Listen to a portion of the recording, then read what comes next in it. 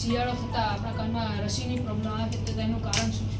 જો બધાને કાનમાં રસી નહીં આવે શિયાળામાં, પણ કેવું હોય ઘણી વાર બધા કાનના પડદામાં કાણું કેવું કંઈ હોય, શિયાળામાં સૌથી વધારે શરદી થતી હોય, બરાબર છે?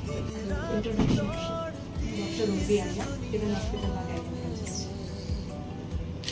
અત્યારની જનરેશનમાં સ્ત્રી રોગ થાય છે તે કયા ટાઈપ્સના હોય છે?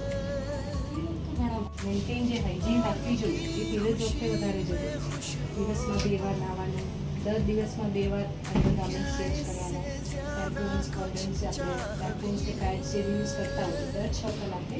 नम आँखों की मुस्कान हो, तब त्याग की पहचान हो, उम्मीदें हो सबकी दिलासे हो